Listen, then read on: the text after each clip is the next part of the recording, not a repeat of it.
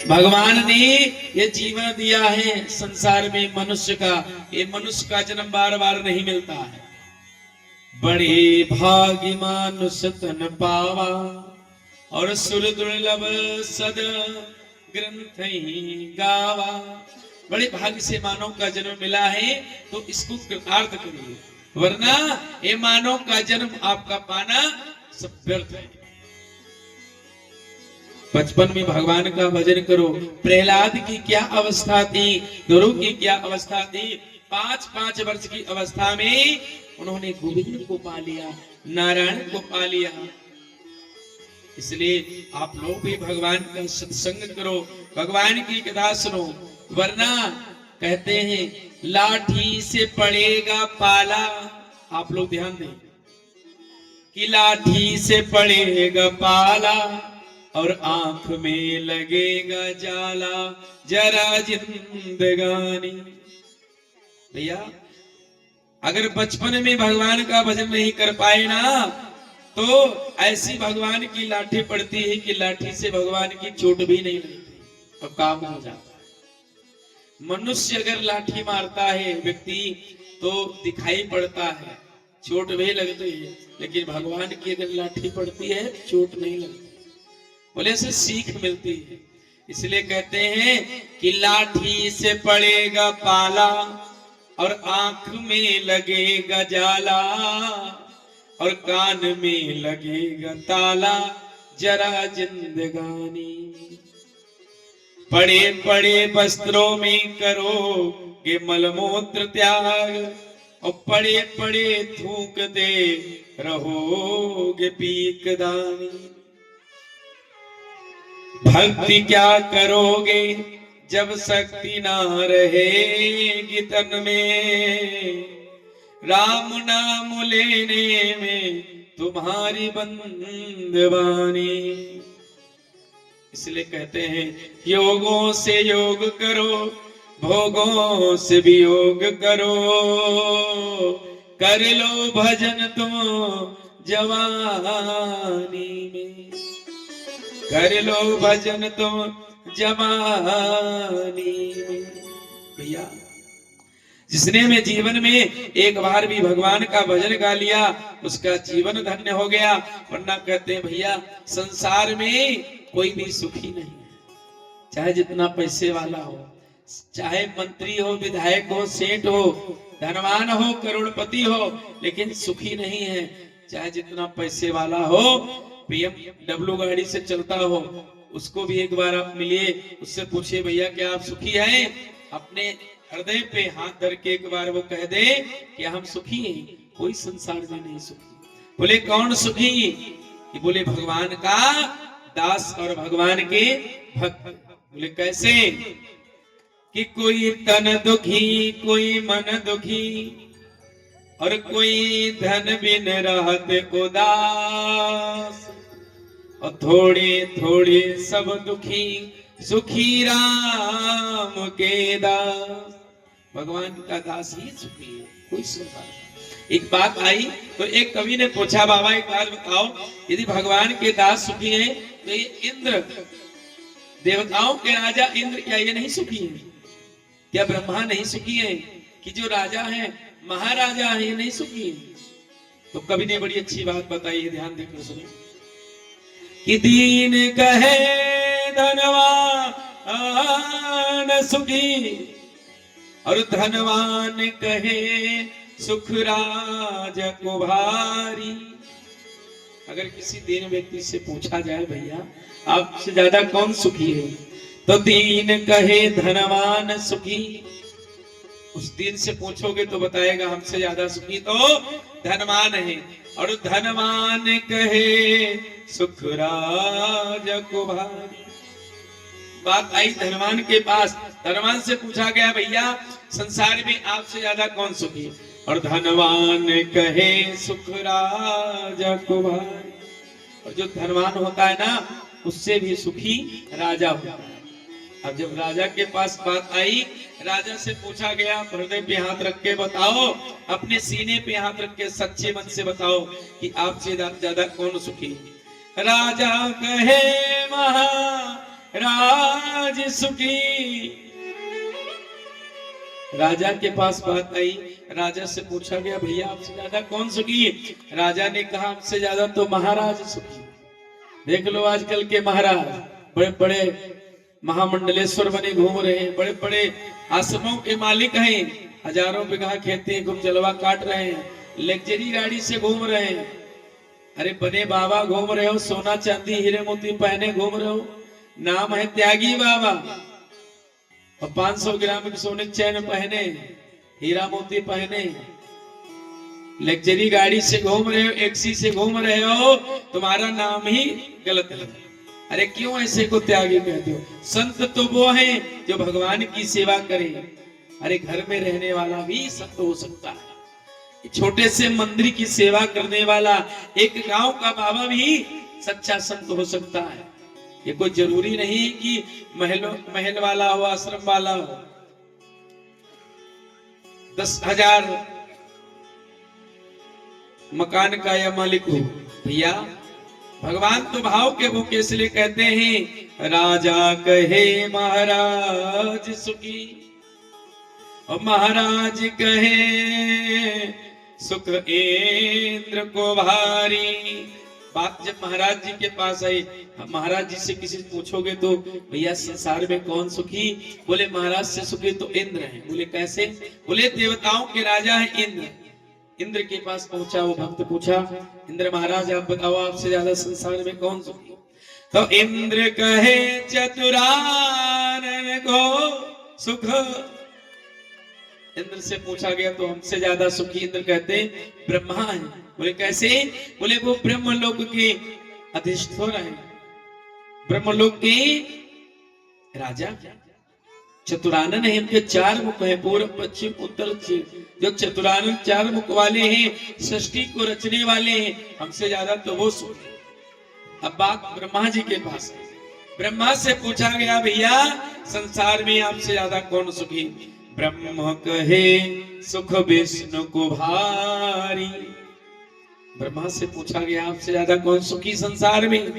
बोले 14 लोकों में हमसे ज्यादा सुखी तो विष्णु। विष्णु जी के पास भक्त पहुंचा, बताइए विष्णु महाराज स्वामी जी नारायण आपसे ज्यादा संसार में कौन सुखी? तो बोले हमसे ज्यादा सुखी तो हमारे भक्त। बोले कैसे? कि तुलसीदास विचार कहे हरि भक्त बिना सब जीव दुखारी, हरि भक्ति बिना सब जीव दुखारी। जब विष्णु के पास बात पहुंची तो विष्णु ने बताया कि जिसके हृदय में भक्ति नहीं है, भगवान के प्रति श्रद्धा नहीं है, भगवान की कथा के प्रति प्रेम नहीं है, भाव नहीं है, वो संसार में सुखी नहीं है। और जिसके हृदय में भक्ति है वो राम का भक्त है। इसलिए कहते हैं कोई तन दुखी कोई मन दुखी, कोई धन बिन रहत उदास, और थोड़े थोड़े सब दुखी सुखी राम की दास। इसलिए भगवान का भक्त ही, भगवान का दास ही सुखी है। इसलिए कहना है भगवान का भजन करो, जप करो, तप करो। 23.5 घंटा घर के लिए, घर के कार्यों के लिए, आधा घंटा हरि के कार्य के लिए, आपका जीवन सफल हो जाएगा। भगवान कहते हैं इस हृदय में ही परमात्मा का वास। कहते हैं हम और हमारे प्रभु एक ही बस्ती में बसते हैं, लेकिन किस्मत की खूबी है जो मिलने को तरसते हैं। ये जीव ही तो भगवान का अंश है। इसलिए कहते हैं भगवान तो कहते हैं अगर चाहे जितना तुम्हारे पास धन संपत्ति वैभव है, तुम्हारे पास भाव नहीं है, तुम्हारे में समर्पण नहीं है, तुम्हारे में श्रद्धा नहीं है, तुम्हारा मन निर्मल नहीं है, तो सब बेकार है। भगवान कहते भाव का भूखा हूं मैं, और भाव ही एक सार है, और भाव से भज ले जो तो भाव से वीणा पार है। भगवान कहते अन्न धन और वस्त्र भूषण कुछ न मुझको चाहिए, आप हो जावे मेरा बसे ही सत्कार है। भगवान तो भाव के भूखे होते हैं, इसलिए 2 बार भगवान का भजन गुनगुनाए, उसके बाद में पावन कथा। आप लोग सब लोग इधर सामने बैठे, माताएं लोग आप सब लोग सामने बैठिए, कथा सामने बैठकर सुनना चाहिए। आ जाइए आप लोग, एक तरफ माताएं बैठी हैं, एक तरफ भैया लोग। आइए आप लोग, आइए सब लोग। ऊंचे आसन पे नहीं बैठना चाहिए व्यास से, और यह कथा ऊंचे आसन बैठ के नहीं सुना जाता है। आप लोग इधर आ जाइए।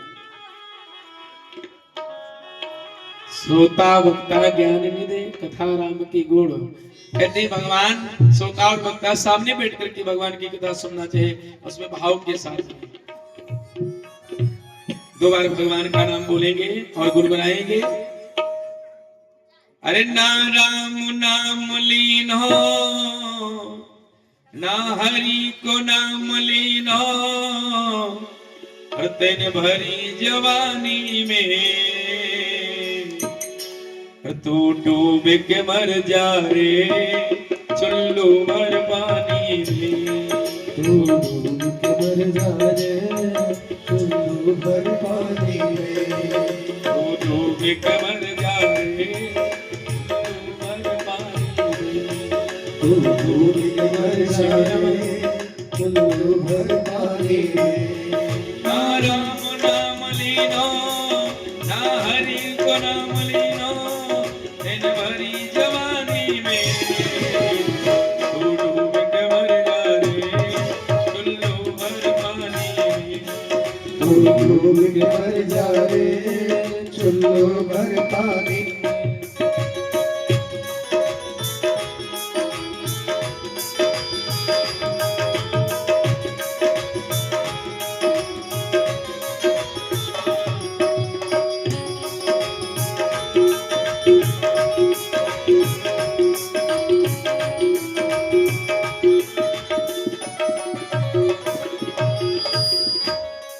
कालायो माटी में मिल जाए गो माटी में। कालायो माटी में मिल जाए गो माटी में। कालायो माटी में मिल जाए गो माटी में। एक दिन भैया मिल जाए गो माटी में। पानी को बबूला है, पानी को बबूला है, मिल जाए गो पानी में तू डूब के मर जा रे चुल्लू भर पानी में। तू डूब के मर जा रे चुल्लू भर पानी में। हरि बोल।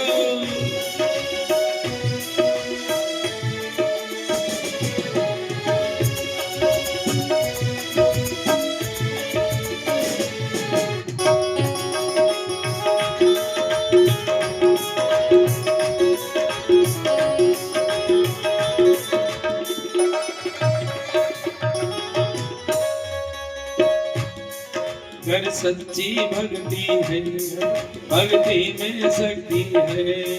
अगर सच्ची भक्ति है भक्ति में शक्ति है। अगर सच्ची भक्ति है भक्ति में सच्ची है। भक्ति में शक्ति है, भक्ति में शक्ति है। देने वालापन खोयो सारो जीवन खोयो। देने वालापन खोयो सारो जीवन खोयो। इन आनाकानी में तू डूब के मर जा रे चुल्लू भर पानी में। तू डूब के मर जा रे चुल्लू भर पानी में। ना राम नाम लीनो, ना हरि को नाम लीनो, दिन भरी जवानी में चुल्लू भर पानी में। तू डूब के मर जा रे चुल्लू भर पानी में। हरि हरि बोल।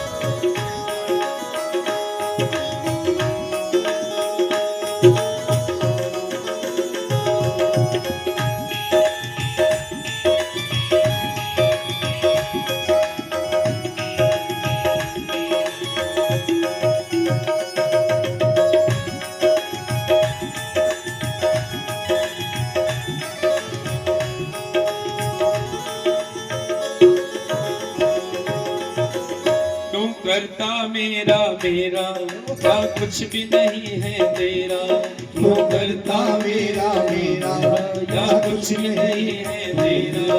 एक दिन होगा भैया तेरा मरघट में डेरा, एक दिन होगा भैया कुछ कमाई नहीं पायो, कुछ कमाई को ले जा रे ऐसी जिंदगानी में, तू डूब के मर जा रे जो मर पानी में, तो डूब के मर जाए चुल्लू भर पानी में।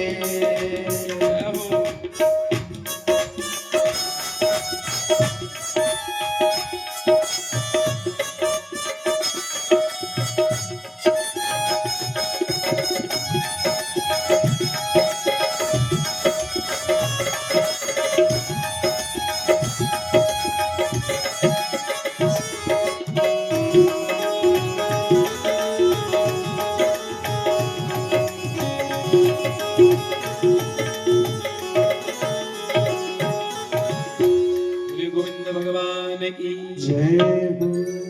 भैया ये माइक बहुत सीटी मारती है, बहुत दिक्कत करता है, माइक को सही चल नहीं रहा।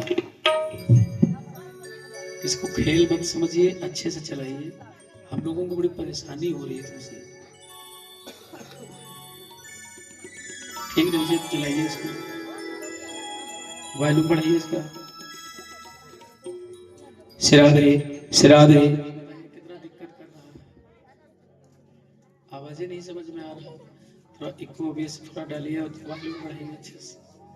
श्राद्धे राधे राधे 3-4 घंटा बोलना होता है, परेशानी होती है। बोले गोविंद भगवान की जय, जय बोले भागवत भगवान की जय परम मंगल में परात्पर अखिलेश्वर अकारुण करुणा वरालय भक्तवांछित कल्पतरु तड़ित पीतांबर धारी श्री भाग्य बिहारी लाल की वांगमयी प्रत्यक्ष मूर्ति श्रीमद् भागवत महापुराण कल कल निनाद करने वाली त्रेताप तारिणी मां गंगा के पावन तट पर श्री सुखदेव परमहंस अवधूत संत श्रोमण व्यास नंदन सुखदेव जी महाराज राजन परीक्षित को कथा सुना रहे हैं। कल आप लोगों ने भगवान नरसिंह के पावन अवतरण की कथा को श्रवण किया। कहते हैं भक्त प्रहलाद ने हिरण्याकश्यप दैत्य दानव के वहां जन्म लिया, हिरण्याकश्यप की पत्नी कयाधु के द्वारा, लेकिन दैत्य वंश में जन्म लेने वाला भगवान का भक्त बन गया। बोले कैसे बना? बोला एक बार भगवान का नाम गाने से, नारायण नारायण गाने से वो भक्त प्रहलाद बन गया और उसने भगवान को पुकारा, खंबे से भगवान प्रकट हो गए। कल आप लोगों ने दर्शन भी किया, भगवान की कथा सुनी। भगवान कहते हैं, सुखदेव कहते हैं राजन परीक्षित, जिस कुल में जिस वंश में अगर एक भक्त हो जाता है ना, उसकी 21 पीढ़ियां तर जाती है, 7 उसके ससुराल की, 7 उसके ननिहाल की और 7 उसके परिवार।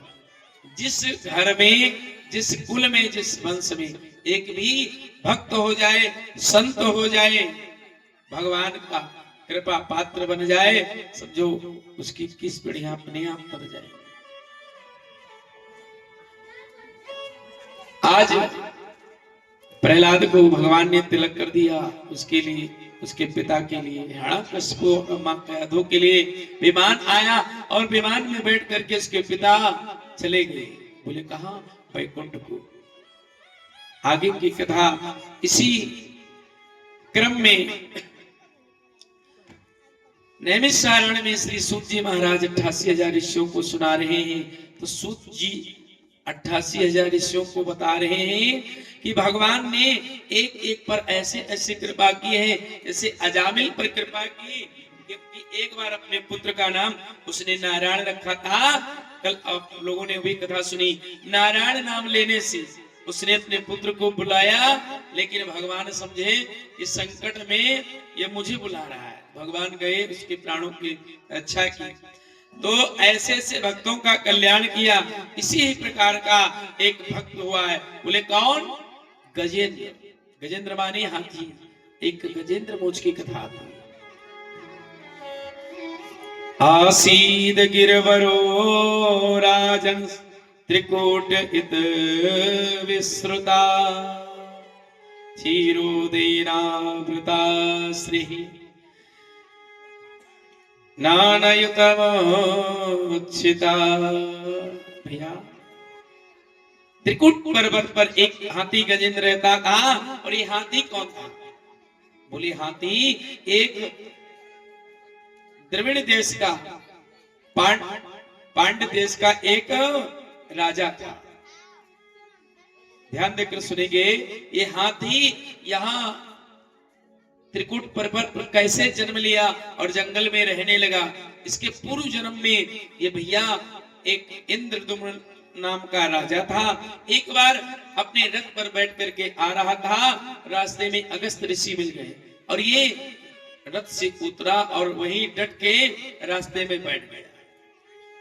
रास्ते में बैठ गया, रथ को साइड में खड़ा कर दिया। सुंदर सा रास्ता था। अगस्त ऋषि जी आ रहे थे। अगस्त ऋषि जी पास में आए और इन्होंने रास्ता नहीं छोड़ा। अभिमान में आकर के राजा इंद्रदुम्न बैठे रहे। अगस्त ऋषि को क्रोध आया। उन्होंने रास्ता मांगा। उन्होंने राजा ने मना कर दिया। उन्होंने कहा तुम हट बन करके बैठे हो और एक अभिमान में बैठे हो। जाओ, इस संत का तुम रास्ता रोक रहे हो। जाओ, तुम हाथी की तरह बीच में रास्ता रोक कर बैठे हो। जाओ, तुम हाथी हो जाओ। अगस्त ऋषि ने जब श्राप दे दिया तो उस इंद्रदुम्न नाम के राजा ने कहा संत जी, चरणों को पकड़ लिया। अगस्त जी महाराज, आपने श्राप तो दे दिया, इस श्राप से मुक्ति पाने का कुछ उपाय बताओ। बोले कि तुम जाकर के त्रिकूट पर्वत पर जंगल के राजा हाथी बनोगे। उस जंगल के जितने भी जानवर हैं, जितने भी जीव जंतु हैं, सबसे विशाल आप होंगे। 10,000 हाथियों का बल केवल आप में अकेले ही होगा और आप उस जंगल के राजा मत वाले बनेंगे। अगस्त ऋषि के श्राप के द्वारा इंद्रदुम्न का राजा भैया त्रिकुट पर्वत पर हाथी बन गया, जिसका नाम गजेंद्र है।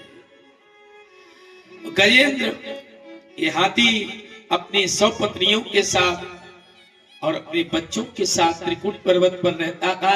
एक दिन इसके मन में भाव आया और इसने क्या किया भैया, कहते हैं अपने बच्चों को लिया, पत्नी को लिया, परिवार को लेकर के और चल दिया। कहा? बोले सरोवर स्नान करने। सरोवर माने जल में जल विहार करने के लिए चल देता है। और जैसे ही जल विहार करने गया, इनकी पत्नियां, इनके बच्चे सब साथ में गए। हुआ क्या भैया, ये जल में उस सरोवर में स्नान करने लगे। और सरोवर में स्नान करते करते भैया हाथी अपनी सूंड से जल को भरता है, अपनी हाथनियों के ऊपर, अपने हाथी ने बच्चों के ऊपर सूंड से जल फेंकता है, जल क्रीड़ा करने लगा। इधर हुआ क्या, उसी सरोवर में एक ग्राह रहता था। ग्राह माने मगरमच्छ। ये ग्राह कौन था? पूर्व जन्म में हुहु नाम का गंधर्व था। हुहु नाम का गंधर्व। अब ये हुहु नाम का गंधर्व यहाँ ग्राह मगरमच्छ कैसे बना? बोले एक बार इस हुहु नाम के गंधर्व ने सरोवर में स्नान कर रहा था और वहां पर देवल नाम के ऋषि आए। और देवल नाम के ऋषि गंगा स्नान करने आए और श्री गंगा स्नान कर रहे थे। और इस गंधर्व ने क्या किया, हुहु नाम के गंधर्व ने सूक्ष्म रूप बनाया और जाकर के देवल नाम ऋषि के पैरों को खींचने लगा गंगा जी से और जल के अंदर खींच कर ले जाने लगा। और जब जल के अंदर खींचने लगा तो देवल ऋषि ने डर के मारे बाहर निकलने लगे, लेकिन वो पैर खींचता चला गया। देवल ऋषि को क्रोध आया। उन्होंने श्राप दे दिया कि इस संत के आप पैरों को पकड़ के खींच रहे हो और जल के अंदर लिए जा रहे हो, डुबो रहे हो, जल के अंदर डुबोना चाहते हो हमें, जाओ मैं तुम्हें श्राप देता हूं, तुम भी जाकर किसी सरोवर में मगरमच्छ बन जाओ, ग्राह बन जाओ। पूर्व जन्म का दिया हुआ श्राप वही भैया हो नाम का गंधर्व जिसने ऋषि के पर पकड़े, उन्होंने श्राप दे दिया आकर के इसी सरोवर में जहां पर हाथी स्नान कर रहा था गजेंद्र, वहीं पर आकर के सरोवर में मगरमच्छ बन गया। और जैसे हाथी स्नान कर रहा था, जल क्रीड़ा कर रहा था, हुआ क्या, हाथी के पैर को पकड़ करके ये ग्राह मगरमच्छ और खींचने लगा। जब मगरमच्छ खींचने लगा तो हाथी के बच्चे, हाथी की सब पत्नियां सब हाथी को पकड़ने लगे। बहुत जोर लगाया, बहुत प्रयास किया, लेकिन अपने पति को बाहर न निकाल सके। और उधर मगरमच्छ हाथी को पकड़ के उसकी टांग को जल के अंदर लेता चला गया, जल के अंदर पहुंचा दिया। अब इधर हाथी भी ये जो गजेंद्र है उस ग्राह से लड़ रहा है, युद्ध कर रहा है, लेकिन बच नहीं पा रहा। बच्चों को मना करें, बात कर रहे हैं, जरा शोर कर रहे हैं भैया। कहते हैं जैसे इस हाथी को बहुत जोर लगाया इनके बच्चे, इनकी पत्नी, लेकिन ग्राह से नहीं बचा पाए, पानी के अंदर खींचते चले गए, केवल सूंड ही दिख रही थी। जब अपने पति को हथनियां नहीं बचा पाई, बच्चे हाथी के नहीं बचा पाए, सब निराश हो गए कि इनके चक्कर में हम सब जल के अंदर डूब जाएंगे।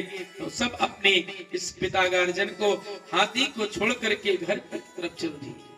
कहते भैया आज ये हाथी रोता है कि देखो मेरी कौन सी गति है, आज मेरे परिवार वाले, मेरे बच्चे, मेरी पत्नी मुझे सब छोड़ करके जाते हैं कि मतलब कि इस दुनिया में कौन किसका होता है, और धोखा वही देते हैं जिन पर भरोसा होना।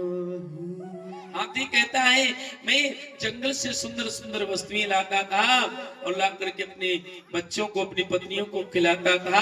मैं जंगल का राजा हाथी, आज मेरे बच्चे, मेरे पत्नी, मेरे परिवार, जब मुझ पर आज संकट पड़ा, इस संकट में मुझे छोड़ करके सब चल दिए।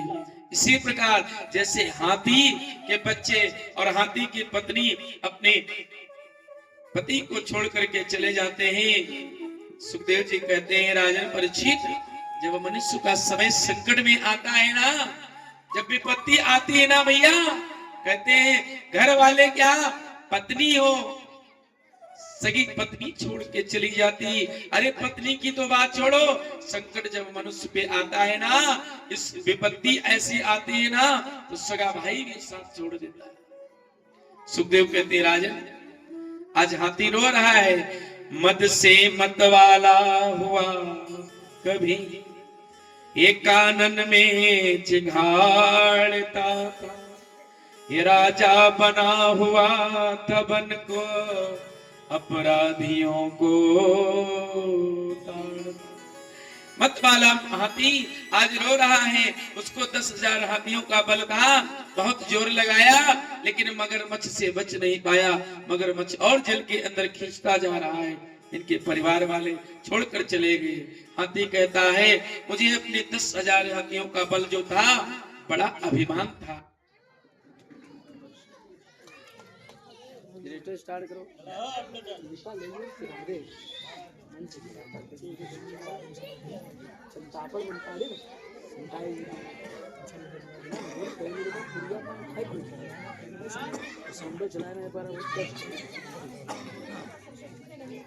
भैया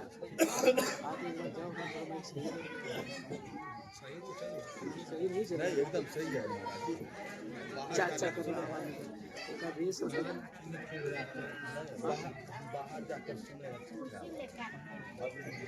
भैया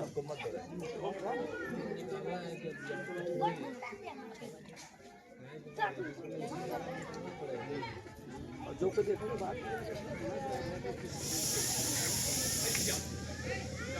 मोर पंगत्ता वाला लगाए देना भैया।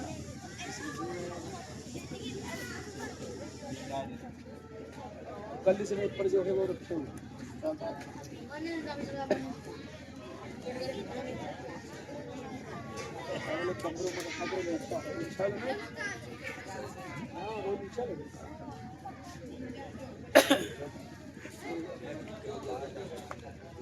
ऐसे बैठे तुम गिरा जाता तो भी अब अंधेरे में रख लो थोड़ा चलाओ भैया मैं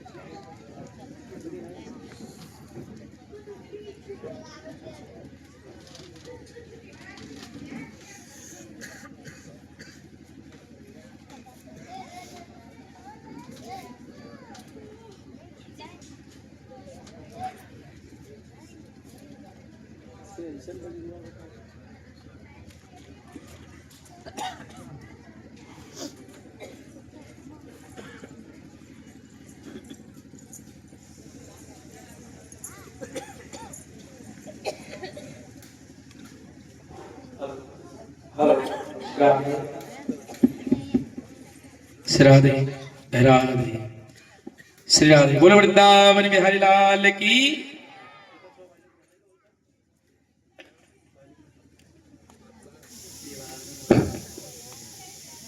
श्री राधे राधे बोले राधे राधे और भाव से बोले राधे राधे श्री राधे।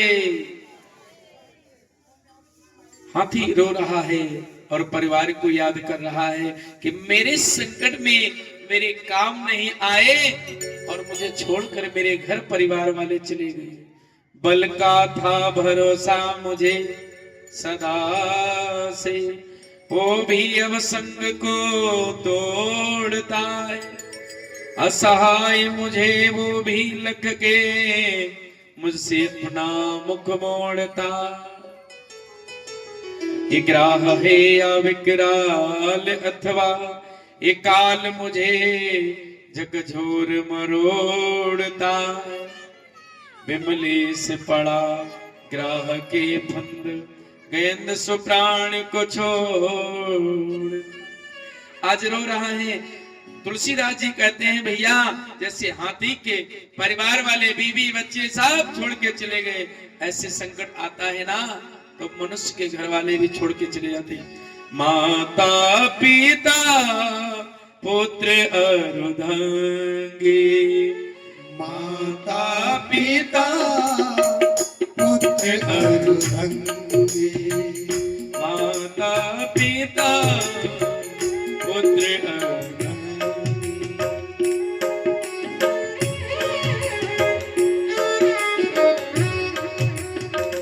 माता पिता पुत्र अर्धांगी, ये सब है स्वागत के संगे। ये सब है स्वागत के संगे।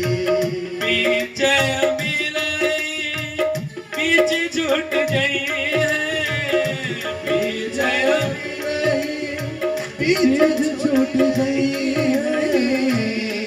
तो समय को काम है। अंत समय को काम आए। अंत समय को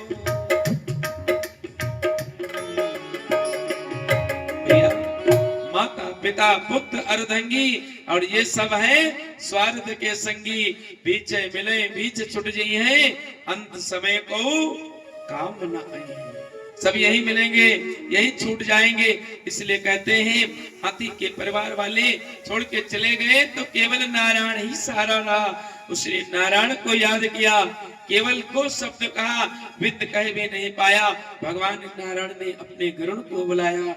अरे भैया गरुड़ चलो, मेरा भक्त गजेंद्र संकट में है और मगरमच्छ ग्रह उसके पैर को पकड़ के जल में डुबोने जा रहा है।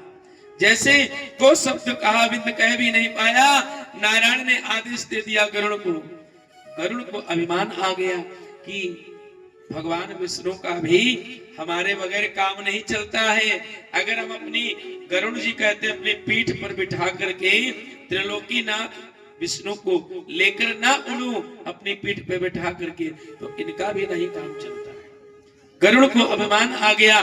भगवान ने सोचा, नारायण ने इस गजेंद्र को बचाने से पहले ये गरुड़ को अभिमान आ गया है, इसके अभिमान को तोड़ना चाहिए। भगवान ने क्या किया, गरुड़ के ऊपर इस कनिष्ठ का उंगली को रखा और कहा, गरुड़ चलो उड़ो। जैसे उंगली को रखा, अब गरुड़ बहुत उड़ा, बहुत फड़फड़ाया, लेकिन उड़ नहीं जब पाया, भगवान की शरण में आ गया। भगवान ने कहा, तुम्हें बड़ा अभिमान है, मन में विचार करते हो। भगवान तो हरि व्यापक सर्वत्र समाना, प्रेम ते प्रकट होए भगवान। भगवान तो एक एक कण में वास करते हैं। भगवान उस गरुड़ की बात समझ गए कि अभिमान कर रहा है ना। बहुत जोर लगाया गरुड़, लेकिन उड़ नहीं पाया, उसका अभिमान टूट गया। कहीं कहीं संत लोग कहते हैं, भाव आया, भगवान ने गरुड़ से कहा, चलो तुम पहले चल करके मिलो, मैं बाद में आता हूं। गरुड़ उड़ करके चला और भगवान अंतर ध्यान होकर गए और उस गजेंद्र ने बिंद शब्द का गो कहा, बिंद कह भी नहीं पाया। ये बता दिया करो कि बंद करने जा बताया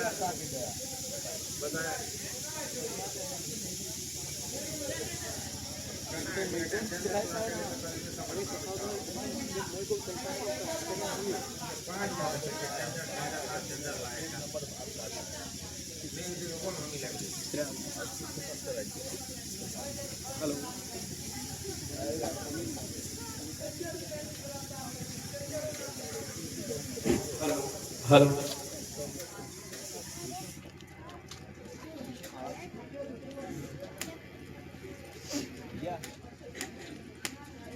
हेलो, पुरी वृंदावन बिहारी लाल की। आप लोग शांत बैठे इसलिए बड़ी बार लाइट जा रही है, वो आ रही। एक बार बोले वृंदावन बिहारी लाल की, अयोध्या नाथ की। भैया भगवान गरुड़ से बोले चलो, और गरुड़ उड़ कर चला। भगवान जाकर के अंतर ध्यान हो गए वहां से और सीधे विष्णु लोक से पहुंच गए उस सरोवर के पास जहां पर हाथी के पैर को गिरा मगरमच्छ खींच रहा था। भगवान गए, बोले हमारे भक्त हैं ये गजेंद्र हाथी। तो बोले भक्त से पहले जो भक्त के चरण पकड़ता है, गजेंद्र था भक्त, भगवान को पुकारा और गिरा था उस मगरमच्छ ने भक्त के भगवान गजेंद्र के पैर को पकड़ा।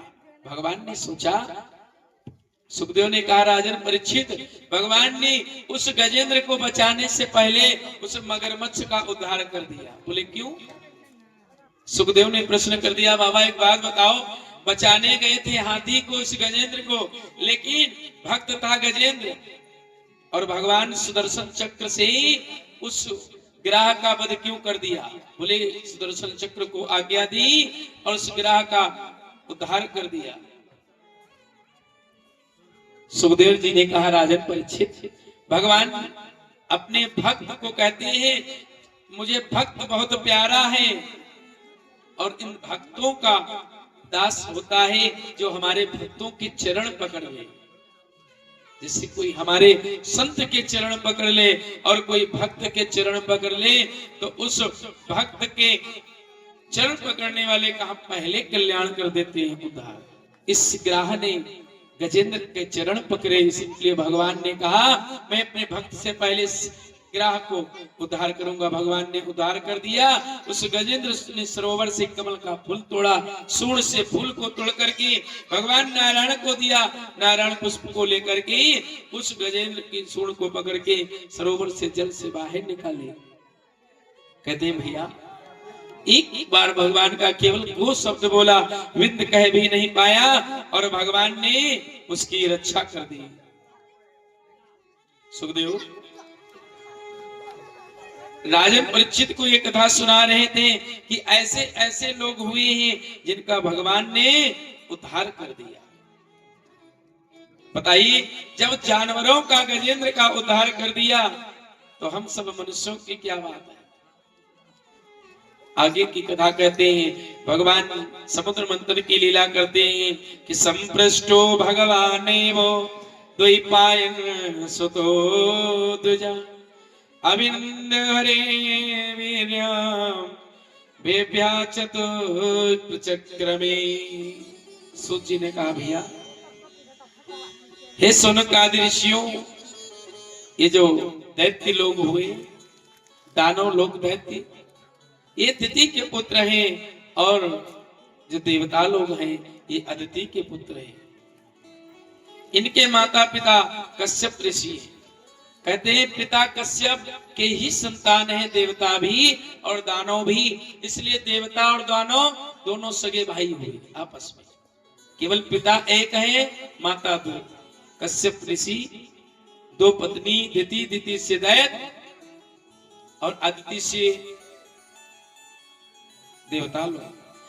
कहते हैं समुद्र मंथन की लीला को किया हुआ क्या भैया, एक बार दुर्वासा ऋषि विष्णु लोक को गए, और विष्णु लोक में जैसे भैया जाकर के पहुंचे, हुआ क्या, नारायण जी प्रसन्न हो गए। नारायण माने विष्णु जी, जैसे दुर्वासा ऋषि को देखा और प्रसन्न हो गए। आइए आइए महाराज, आपका स्वागत है। जैसे स्वागत किया भैया, दुर्वासा ऋषि पहुंचे और दुर्वासा ऋषि को भगवान नारायण ने एक माला निकाली, और अपनी पहनी हुई माला विष्णु भगवान ने दुर्वासा ऋषि को पहना दिया। ध्यान देकर सुनिएगा।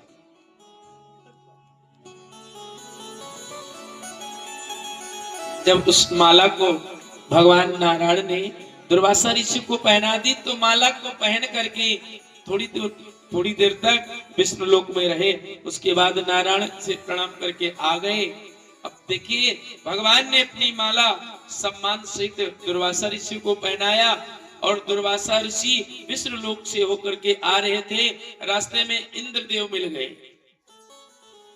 देवताओं के राजा इंद्र मिल गए। और इंद्र को जब दुर्वासा ऋषि ने देखा, जैसे देखा, इंद्र ने प्रणाम किया दुर्वासा ऋषि को। अब दुर्वासा ऋषि का आप लोग नाम तो जानते ही हैं, क्रोधी संत हैं। अगर प्रसन्न हो जाए तो क्षण में कल्याण कर देंगे, एक क्षण में कल्याण कर देंगे। और क्रोधित हो जाए तो समझ लो आधा भी क्षण नहीं लगेगा, सीधे कल्याण कर देते हैं। हुआ क्या, दुर्वासा ऋषि की इंद्र देवता से भेंट हो गई, आपस में सामने मुलाकात हो गई। तो दुर्वासा ऋषि प्रसन्न हो गए, अपनी माला निकाली, इंद्र को दे दी। प्रसन्न मुद्रा में आकर के उस माला को भैया जब लेकर के दे दिया इंद्र को, और इंद्र को अभिमान आ गया कि मैं देवताओं का राजा इंद्र और इस ऋषि दुर्वासा का दिया हुआ मैं माला पहनूंगा। उन्होंने क्या किया, माला तो ले लिया दुर्वासा ऋषि से, और माला को लेकर के भैया इंद्र के पास एक ऐरावत नाम का हाथी था, उस हाथी को दे दिया। अब हाथी क्या जाने माला कहाँ की है, क्योंकि इस माला को भगवान नारायण ने दुर्वासा ऋषि को दिया, दुर्वासा ऋषि ने इंद्र को दे दिया। और इंद्र जब दुर्वासा ऋषि चले गए, तब इंद्र ने क्या किया, उस माला को निकाला और हाथी ऐरावत को पहना दिया। ऐरावत ने क्या किया, अपनी सूंड से माला निकाला, अपने पैरों के नीचे उस माला को कुचल दिया, यानी पैरों से उसको रूंद दिया, यानी इस माला को तोड़ दिया, खंडन कर दिया। जब दुर्वासा ऋषि को पता चला कि मेरी दी हुई, नारायण की दी हुई प्रसादी माला को इस इंद्र के ऐरावत, इस वाहन ने इस माला का अपमान किया है, तो उन्होंने श्राप दे दिया। बोले कौन, बोले दुर्वासा ऋषि ने इंद्र को श्राप दे दिया, जाओ तुम श्रीहीन हो जाओ। श्री माने लक्ष्मी और हीन माने लक्ष्मी, जो भी तुम्हारे भंडार में इंद्रलोक में भरी सब गायब हो जाए, और तुम्हारा इंद्र का जो इंद्रासन है ये भी तुमसे छिन जाए, राज्य छिन जाए। श्रीहीन का दुर्वासा ऋषि श्राप दे करके चले आए, और जैसे श्राप दिया इधर भैया हुआ क्या, दैत्य लोग सब एकत्र हुए।